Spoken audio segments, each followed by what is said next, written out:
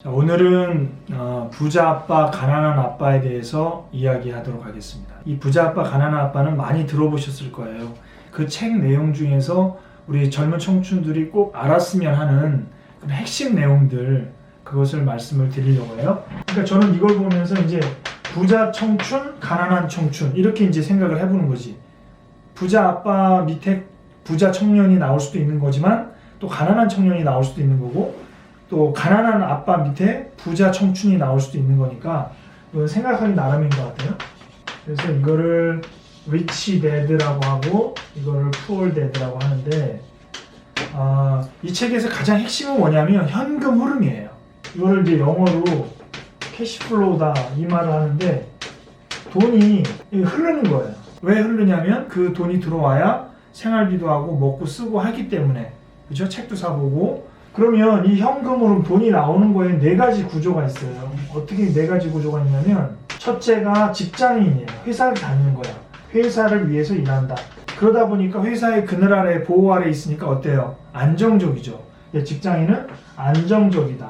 그런데 안정적이지만 자기가 원하는 소득을 뭐 몇천만 원, 몇억 이렇게 벌 수가 없기 때문에 두 번째로 자영업자를 하는 거예요. 뭐 빵집을 한다든가 미용실을 한다든가 인쇄업자를 한다든가 이런 자영업을 하는 거예요.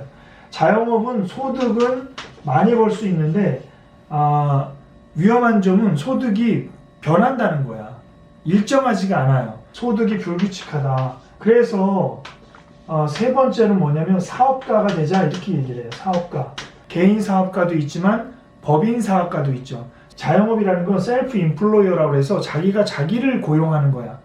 그런데 사업가는 자기가 직원들을 고용하는 거죠. 그래서 직원들이 나를 위해서 일해주는 거고, 그러다 보니까 이거는 시스템이 갖춰져 있어요. 시스템이. 그러니까 이건 좀 안정적이면서도 소득이 어때요? 좀 어려움도 있지만 소득이 올라갈 수 있는 거죠. 그죠? 그래서 이 직장인들 같은 경우는 근로소득을 받는 거고, 이 자영업자들은 사업소득을 받는 거고, 이 사업가들은 물론 근로소득자, 대표, 법인 대표도 이제 월급을 받으니까 근로소득자지만 그 위에 법인 카드를 쓴다든가 아니면 회사 물건을 리스 처리해가지고 세금을 안 내는 거죠. 리스 같은 거 하는 거니까 세금을 많이 안 내니까 소득이 오히려 더 많아지는 그런 효과가 있는 거고, 네 번째가 뭐냐면 투자자예요. 투자자. 사업가는 사람이 돈을 버는 건데 투자자는 돈이 돈을 버는 거야. 그러니까 내가 잠자고 일어나면 돈이 밤새 일을 하고 있어. 그래서 이자를 또 까.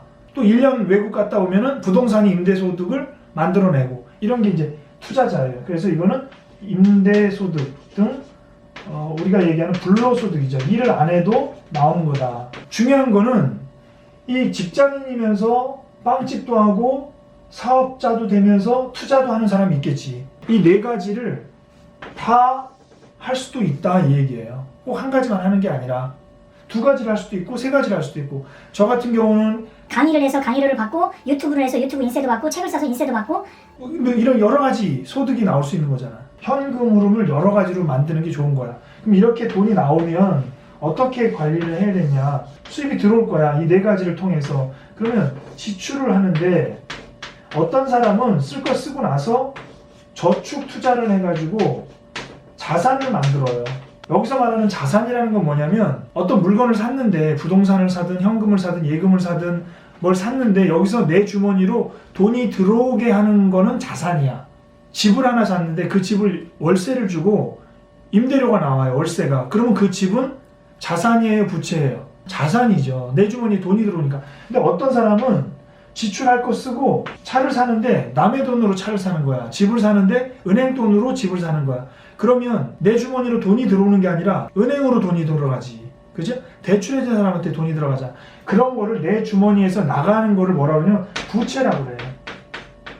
그래서 똑같은 돈을 벌어가지고 지출을 하는데, 어떤 사람은 저축을 해서 자산을 만들면, 예를 들어 예금, 적금, 펀드, 뭐 주식, 부동산 이런 걸 만들면 여기서 이제 뭐 이자 같은 게 나오죠. 이자, 배당, 임대 뭐 이런 게 나오잖아요. 연금.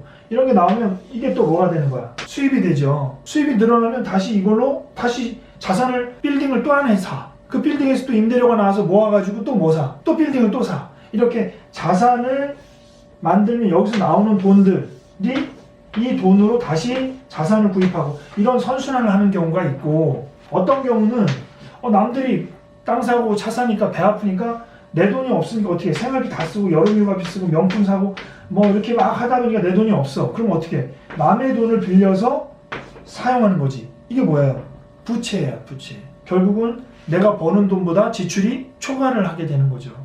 그렇게 되면 어떻게 돼요? 적자가 되는 거예요. 우리 젊은 청춘들은 부채를 살 것이냐 자산을 살 것이냐를 잘 보고 자산을 사야 되는 거고, 제일 큰 자산은 여기에서 부동산도 있고 예금, 펀드, 주식 이런 자산도 있지만 제일 큰 자산은 여러분 자신이다. 내가 큰 자산이에요. 예를 들어 월급을 100만 원 받는 사람이 있다 쳐요.